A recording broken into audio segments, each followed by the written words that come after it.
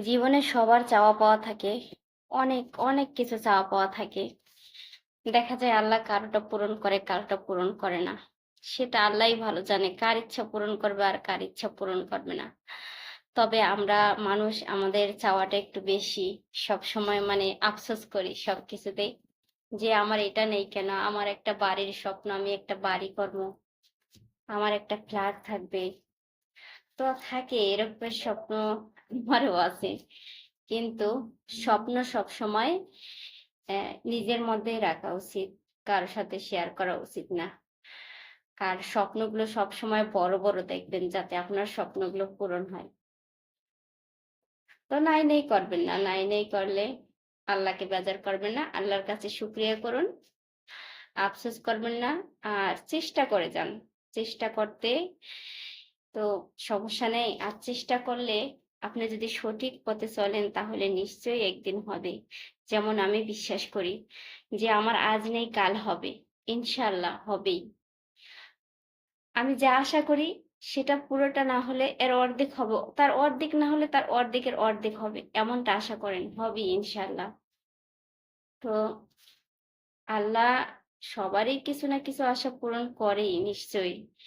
তা সবারই যদি ৫ টা পুরাই দিত আল্লাহ তাহলে মানুষ কেমন হতো বলেন তো? গরিব ধনী থাকতো না।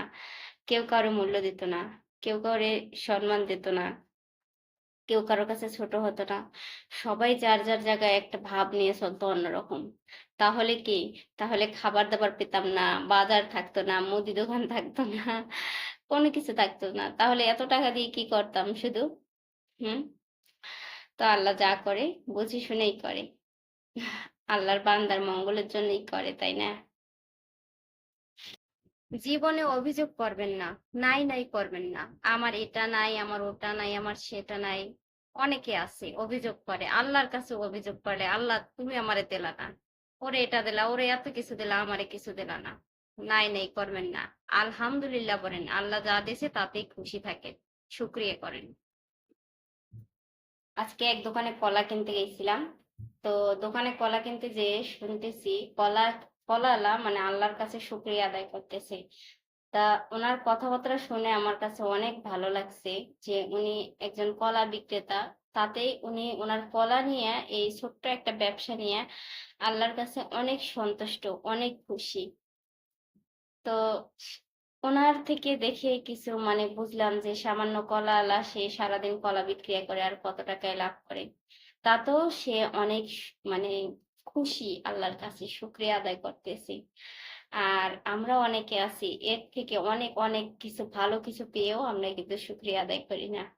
শুধু অভিযোগ, কেন আমার এটা নেই সেটা নেই, কেন হচ্ছে না, কবে হবে, সবার হইতেছে আমার কেন হইতেছে না।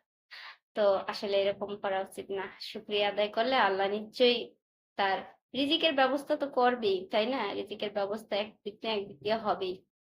তো শুকরিয়া আদায় করেন, আল্লাহ ভরসা হবেই।